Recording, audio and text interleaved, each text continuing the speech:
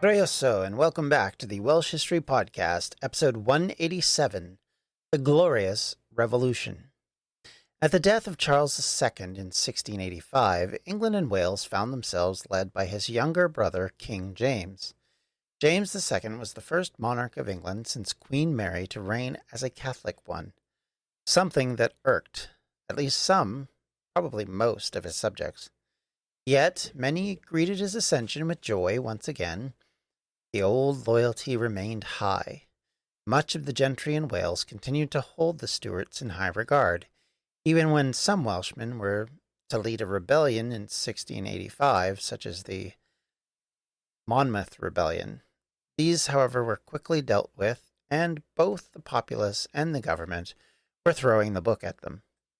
James initially had the support in all of the countries in which he reigned. It was only as time passed, and it was becoming apparent that James was seeking to create a space for the Catholics to return to the public square, that things started to get very dangerous in this period of what he called tolerance. In a modern sense, this would likely be seen as an obvious and necessary move. Our belief generally that tolerance of one's belief is what allows secular societies to function well generally. However, this is not then. Richard Thomas Pugh, a Baptist poet from the Breconshire region, considered the king to be an instrument in the God's hands to give us a lovely, likable freedom by a strong, unshakable declaration. Not all was rosy for the king and his subjects. In a religiously fractured kingdom that had just fought a war over religious rights that ended with the death of his father, maybe James was too convinced of his own ability to rule without the consent of the governed, something that was becoming very popular in Europe.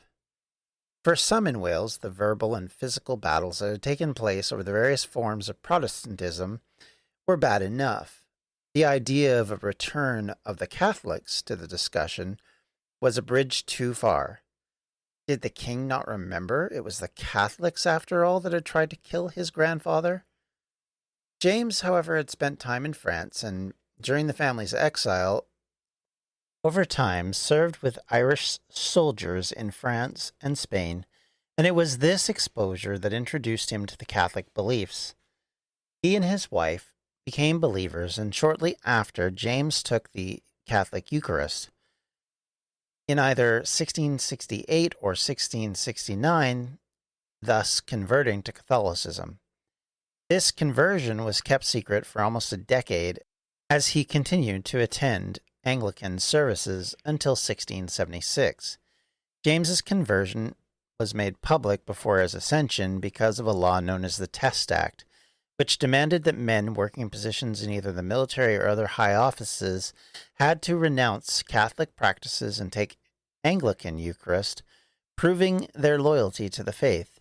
James refused to do so, thus outing himself as a Catholic while under leadership of his brother Charles II. This belief, however, was measured against what seemed like a move towards a more tolerant rule. James projected himself as willing to give all parties a chance. He associated with Anglicans and French Protestants. He appointed dissenters to positions which did not sit well with the Tories who had supported the crown during the years in exile and in the Restoration. James began also appointing Catholics to higher positions in an attempt to show that each side could live with the other and that the Catholic minority could be respected and not feared. Obvious to any history since Henry VIII, this was a folly. No one, outside of a believing Catholic or true Jacobin loyalist, could have thought that this would be anything other than terrible. At the minimum, it was considered a scandal, and at the worst, outright treason. Unfortunately for James in this period, the French were trying to eliminate a section of French Protestantism, which at the time was labeled as Huguenots, many of whom in the 16th and 17th and even 18th centuries had left their homes in France to escape persecution.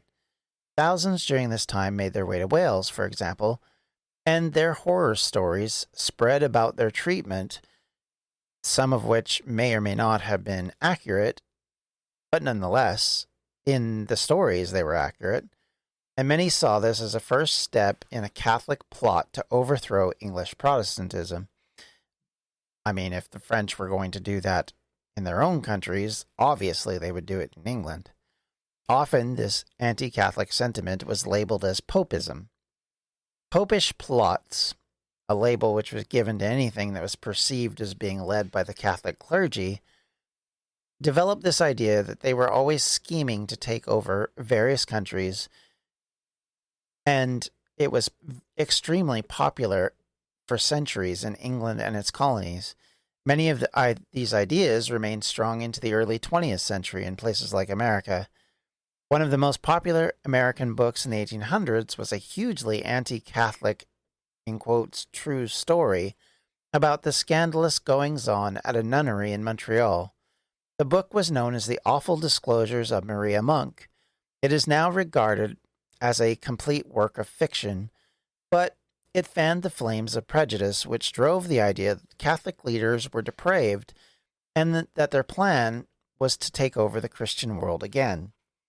James removed the Test Act in 1687, as well as the penal codes which had been used to arrest various religious groups such as the Quakers.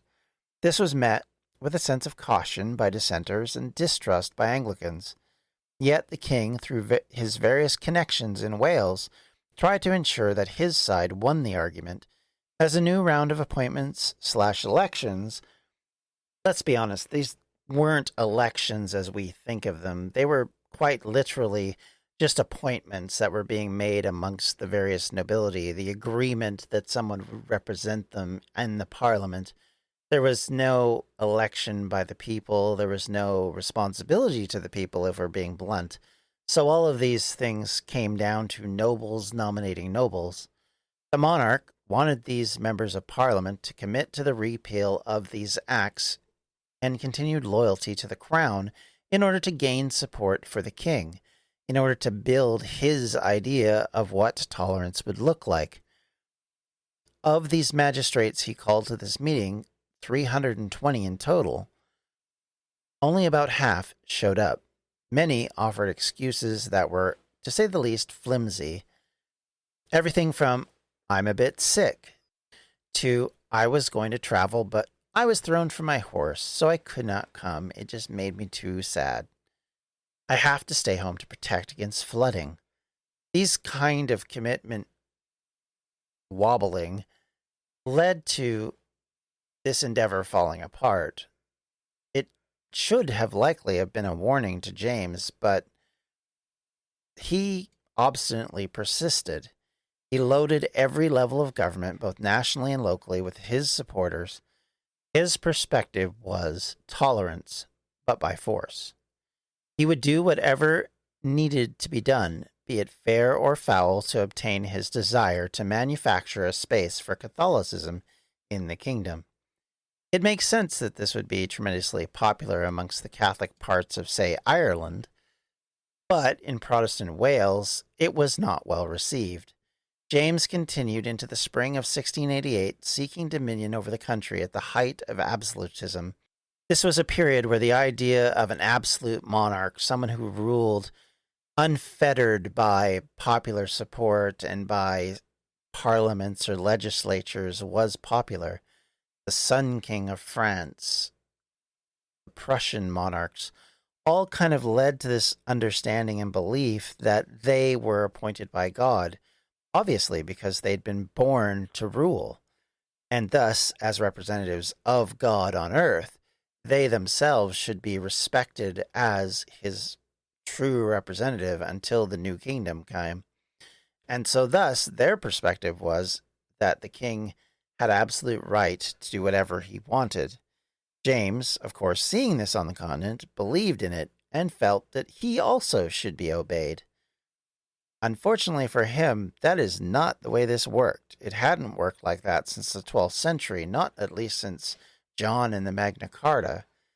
And realistically, it was never going to work that way. So with that ideal in mind, however, he tried to force his will on the church, one that he did not worship in or believe in or even think was divinely led. In April of 1688, James reissued the Declaration of Indulgence. The Declaration of Indulgence was initiated by Charles II as an attempt to extend religious liberty to the Protestant nonconformists and Roman Catholics by suspending the execution of the penal laws that had punished those that were considered to be problematic by the Church of England. Charles had issued the declarations on March 15th, 1672, but he was forced to recant it, and the Test Acts were put in place instead, a much more severe version of what would amount to tests of faith for anyone to be appointed to any level in the public government. Well, James once again returned to this idea of the concept of these declarations of indulgence, subsequently ordering the Anglican clergy to read it in their churches at least twice. When 7 bishops, including the Archbishop of Canterbury and the Bishop of St. Asaph, William Lloyd, submitted a petition requesting a reconsideration of the king's religious policies, they were, rather than listened to, arrested and charged with sedition, libel, and then sent to the Tower of London. No one would question this monarch, and one appointed by God to rule over them. With the dissenters taken care of, James likely felt emboldened even more, and so that when his son was born, the first male heir after 2 daughters, this then created yet another thing for him to look forward to as a continuation of his reign, but sent fear down the backs of most Anglicans. The idea of a Catholic king with a Catholic queen was pretty bad enough, but the idea that the heir would be baptized Catholic, that this whole dynasty might become Catholic, well, at that point, all hell broke loose. I'm Daniel Norcross. And I'm Rory Dollard. And between us, we are England Cricket on 99.94. We'll be every week looking at the ups, the downs, the runners, the riders, the news and the views on all things English cricket. And believe you me, there are plenty of ups and downs. Join us, England Cricket, on 99.94. Greetings from Evergreen Podcasts. We're rolling out a listener survey, and we want to hear from you. The information in the survey will help us gather statistics and in turn make our shows more appealing to advertisers. I know most people don't like ads, but this is one of the only ways our shows make money and help keep their lights on. We promise it will only take a few minutes, but the impact on our podcasts will be tremendous.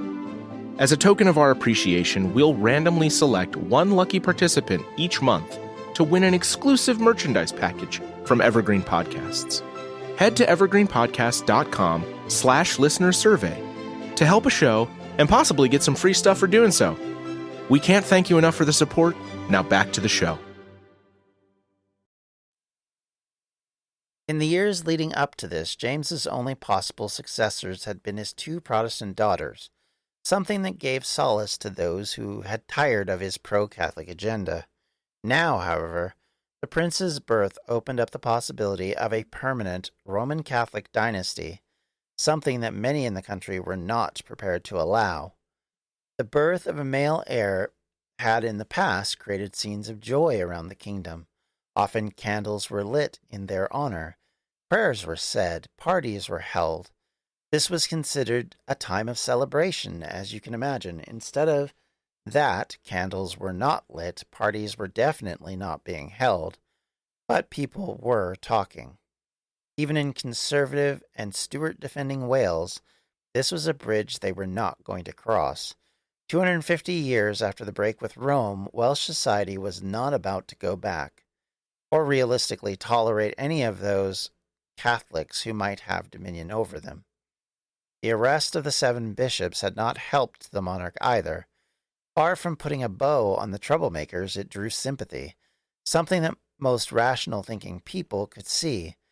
These mild protests were the early modern equivalent of a strongly worded letter from an interest group. To suddenly arrest them, especially when one of them was the Archbishop of Canterbury, you were not exactly showing this tolerance that you claimed you were so positive about.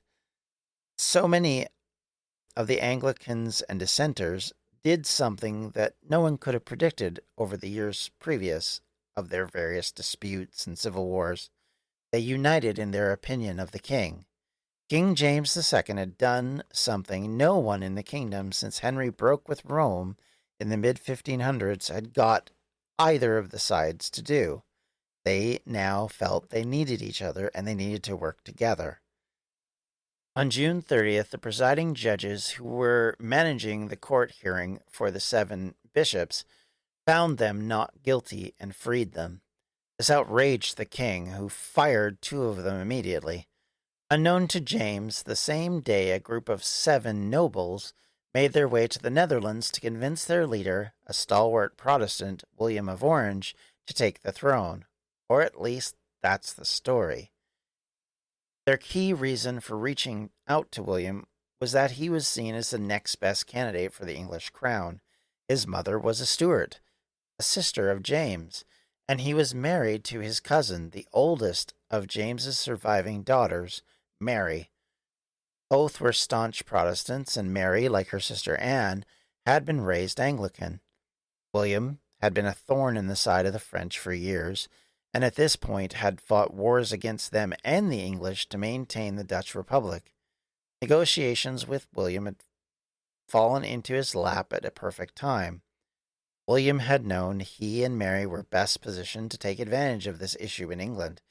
These disputes, far from making things difficult, actually opened a way for these 2 to try and take the crown. Few saw a Republican return in England, but they also were tiring of this jumped-up Catholic, and in their perspective, moving these Stuarts over was just something that would be very easily done. The one thorny issue was that James had an heir, and William could possibly be seen as simply a pretender should he attempt to capture the throne. So the nobles, seeking to convince William, and eventually the public, that Prince James was not actually a legitimate child, but rather one who'd been snuck in quotes, to act as their baby, in other words, setting up an heir who wasn't really an heir, made it easily justifiable, and the fact that they were giving William a reason to come as an invitation instead of a invasion, something that would be very key. The fact that even in their time, this whole idea about Prince James was little believed shows that they were grasping for anything to overthrow King James and the agenda he was angling to achieve. For William, it just happened to align with his own purposes, as previously in 1687, to gain the favor of English Protestants. William had wrote a public letter to the people of England where he expressed his disapproval in James's pro-Roman Catholic policy of religious tolerance. Make no mistake, William knew what he was doing. The propaganda war was on, and it was just a matter of the right timing, which appeared with the birth of the prince. William would lean on this narrative of his invitation to take the kingdom. The letter included the following request from these 7 nobles.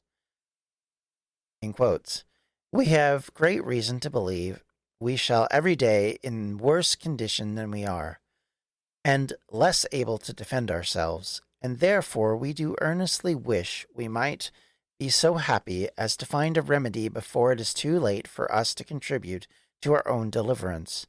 The people are in general dissatisfied with the present conduct of the government in relation to their religious liberties and properties, all of which have been greatly invaded, and they are in such expectation of their prospects being daily worse, that your highness may be assured there are 19 parts of 20 of the people throughout the kingdom who are desirous for a change, and who, we believe, would willingly contribute to it if they had such a protection to countenance their rising as would secure them from being destroyed. In other words, come on over. Almost everybody agrees you would make a better king than James. The die was cast, and William, with an invasion fleet that did not seem too dissimilar to what his namesake had done in 1066, landed with the last successful invasion of a foreign army in England. Knowing how this would look, few historians believe the so-called previous letter was done as anything other than a cover for William. He was not a foreign invader, they would argue, but rather a heralded heir to the throne who had been invited, maybe even commanded, to take his place, to oust this so-called monarch and his Catholic progeny. You can make such things sound very necessary if you couch it in the right propaganda tilt. Luckily for William, when his forces did arrive in November of 1688, the population was ready to welcome him.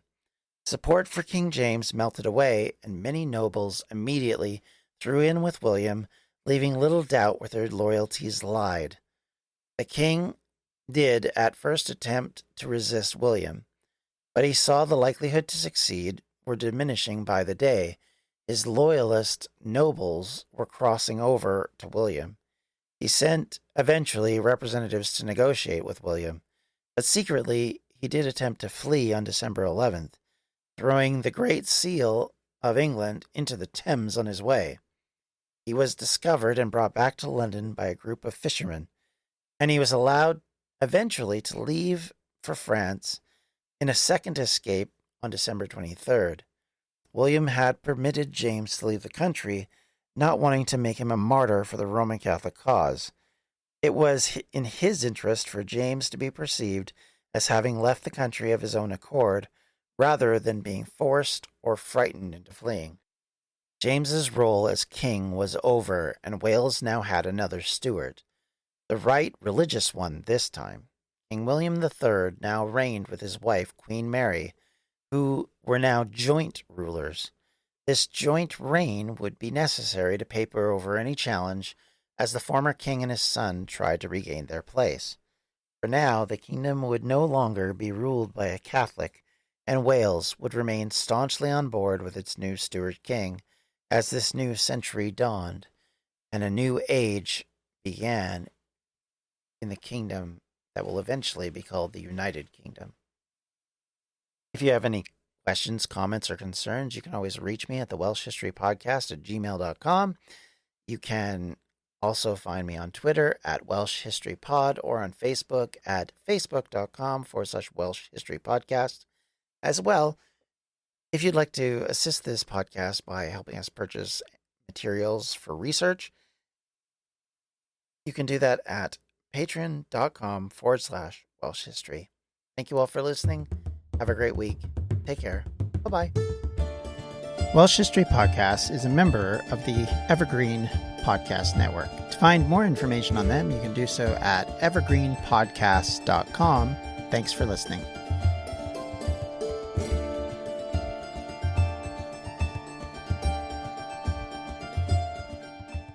Hey, podcast listeners, I'm Paul Brandis introducing my podcast, Countdown to Dallas. It's a fascinating, in-depth look at the seemingly unconnected events that led to the assassination of President John F. Kennedy. It's based on my book of the same title. In that book and in this podcast, I go all the way back to 1939, when Lee Harvey Oswald was born into a troubled and dysfunctional family. I'll follow his transient and often violent teenage years and young adulthood, painting a fuller picture of the man who would later become Kennedy's killer. I also take a look at events unfolding in that era, like Cuba and Vietnam, and I'll unpack the conspiracy theories too, not one of which has ever been conclusively proven. Subscribe to Countdown to Dallas at evergreenpodcasts.com or your favorite listening app, October 31st.